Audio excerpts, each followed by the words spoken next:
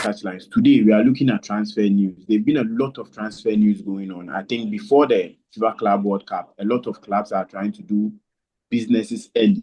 And we've seen us now being the first club doing good business with Zubimendi. They are looking at Gyokeres also adding to their setup. So we'll find out from Prince what these two players will change in the Arsenal setup. And on Liverpool side, we've seen them talking to Frimpong, looking out, they can get Frimpong to replace Alexander-Arnold. We'll find out from Raf how Frimpong can fit into the Alexander-Arnold spot. And we'll look at other transfers like Huijsen to Real Madrid and also the likes of Alexander-Arnold joining Real Madrid. And also news about Dilap, Viktor Osimhen, and some other transfers going on. So stay on this show and get all the details from this transfer. So Prince, let me start from you. Arsenal have done early bidding for Zubimendi, and we are all hoping he will come in to replace Jorginho, who will be leaving in the summer. And also, there have been rumors about Arteta interested in Sesko, and also your sporting director interested in, that is, Gyokeres. So as an Arsenal fan, Zubimendi's addition into your team, how excited are you? And also between Sesko and Gyokeres, which one do you think would best fit Arsenal? And also let us know if there's any other position you think the team needs to strengthen and which player needs to occupy that position. I'm extremely happy being an Arsenal fan. I'm extremely happy with the way we started the transfer window. Zubimendi coming in is a huge boost to our midfield especially. And with the likes of Gyokeres and Sesko, I don't know which one I'll be going for, but any of them will fit our profile because already we have a system that's already working. So having either Gyokeres or Sesko coming in will just fit in. At least the likes of Odegaard, Partey, Rice will be there to feed him with the balls to just put him behind the net. So these two players coming in will be okay. But I'm looking at other positions like the goalkeepers role where we don't have a substantive backup for Raya. So the Neto we went for is on loan and he's going to go back to his club, parent club.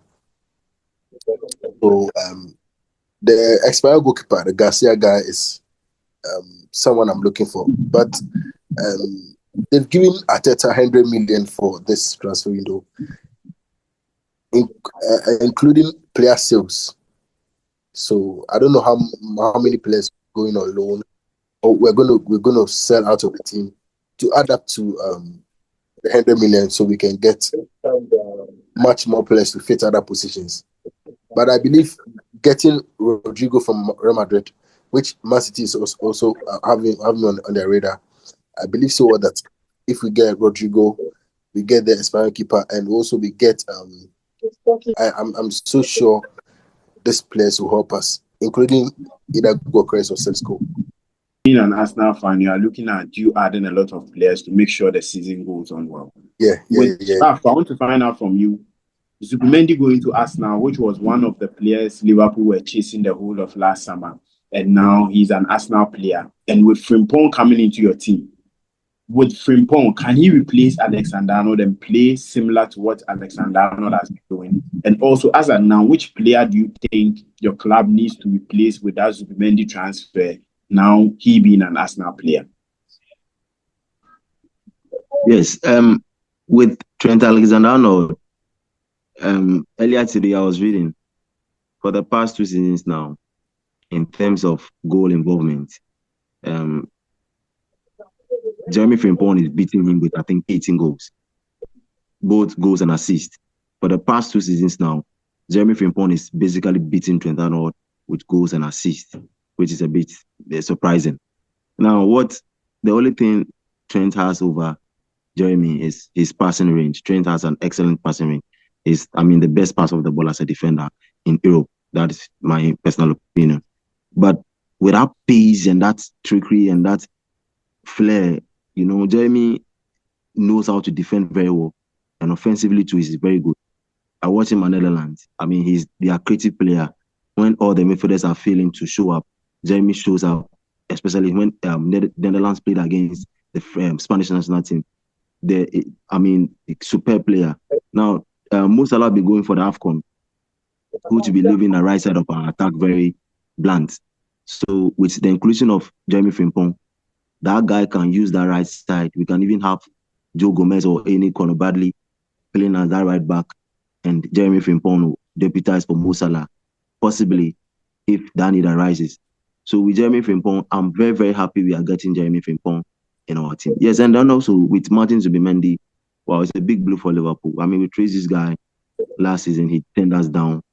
I mean, hoping that he's not joining Liverpool for whichever reason, and he's joining us now. I believe the Spanish connection is there with Mikel Arteta. Yes, I think the Mikel Arteta Spanish connection is there. But since then, we've not really made any concrete move for any player in that particular position. But we are still following our portals to see if Liverpool are going to make an official bid or there will be some rumors regarding any player. But we are hearing this morning or this evening Florian Wirtz, the Bayer Leverkusen chap, and I also tipped Xavi Simons. Xavi Simons has told by Leipzig his intentions to leave the club this season. And Ancelotti have followed him closely this season. He likes the players who are technically gifted. Unlike Klopp, who likes the boys who are rigid and very hard, like the Van Adam, the Henderson, the Fabinho. Yes, they don't have the skill, but they can work really hard. So Slot is bringing something different. He likes players who are technically gifted. So we are seeing how it will pan out this season. The moment we make an offer or we are having rumors regarding the player, I'll make the house aware of that, and then we discuss that. Okay, so Sam, I want to find out from you now. As a United fan, there have been a lot of strikers being linked with Man United. I think Gyokeres is one player with Amorim working with him. Is one player he would like to join Amorim again. Delap and also the likes of Victor Osimhen. But I think the Osimhen deal is now dying off. So between Gyokeres and Delap, which one do you think will fit Amorim's system? And also, I want you to give me one player you think, if Man United are to sign in the summer, the team would have a new feeling going into next season. Okay. Realistically, I don't really see Gyokeres joining Manchester United. It will be a big plus for us if he joins, because I think he's familiar with the Premier League already, and he has also worked with Ruben.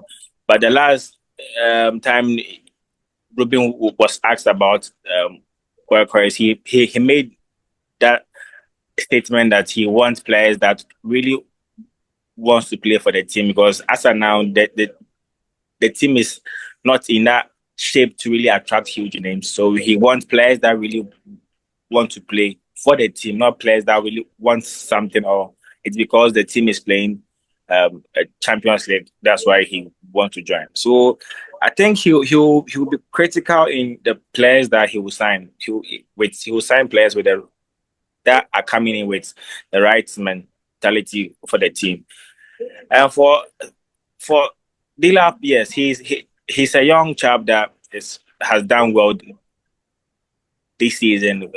Looking at the club he was playing for, but honestly, I want a typical striker for the team. A very technical striker that can position himself very well and put in the goals. I've been saying one issue with Højlund is his awareness and where he positions himself. He's always out of position sometimes too, and it makes it hard for him to get in or those tap-ins. For who there is this player at Atlanta, Lookman. I think he's an amazing striker. And he has that energy in him. I will be really glad if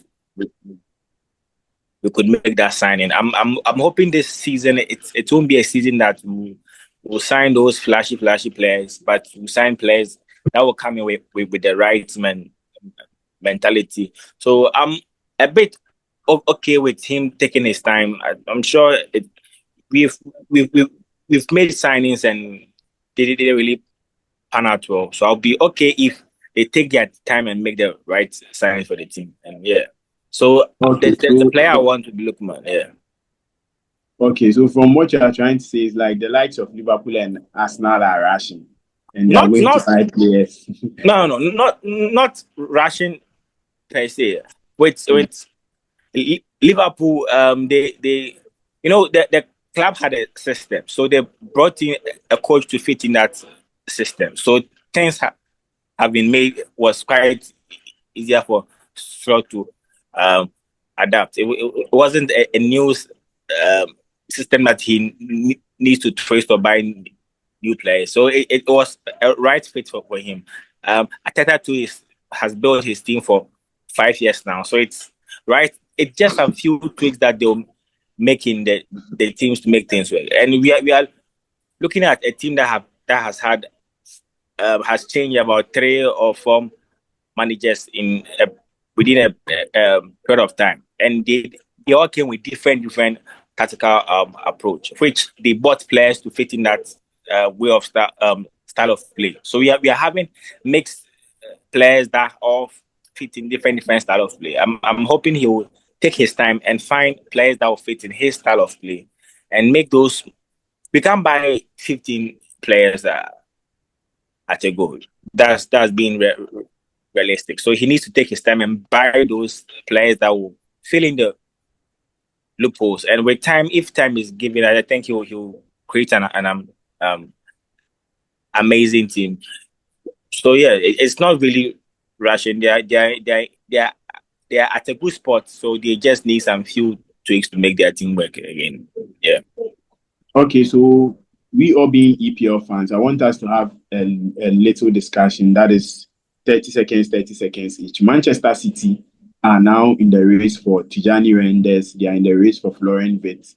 And that means they're going to have a midfield partnership between Rodri, Tijani Reinders, and also Florian Wirtz. So I want to start from Raf within like 30 seconds for us.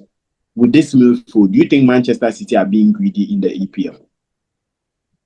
I don't think so. I mean, Pep Guardiola, whenever he's in a difficult situation, he calls for backup. I mean, if you check his academy, he has quality players in there, but I don't know why he doesn't trust them. Those Bobs, even though they are not playing, they are not midfielders, but he has players who he can trust. I mean, with the departure of Kevin De Bruyne, I feel we need somebody to be in that, who has that standard. So he thinks Florian Wirtz can go into that. So, but then Tijani Reinders, I liked him. I followed him at AC Milan and also at the Dutch national team. His age, I think he's 28 or so, if I be correct. So I don't know the structure they have there, but a club like Liverpool will be difficult for us to go for a player in that age bracket. So I think it's okay for him if that is what is going to help him next season going forward. Okay, so Prince, let's look at Man City. Are they being greedy in the EPL, trying to pack this midfield with Mamouche and the likes of Foden also being part of their team? I don't think that that's the right word to use, but I think Guardiola has been a coach that whenever he wants something, he goes for it, or he goes all out for it, and he has a backing from the owners, and they try to cash out and give him what he wants to. So I think this is the players he wants to get for the upcoming season. So all the best for him.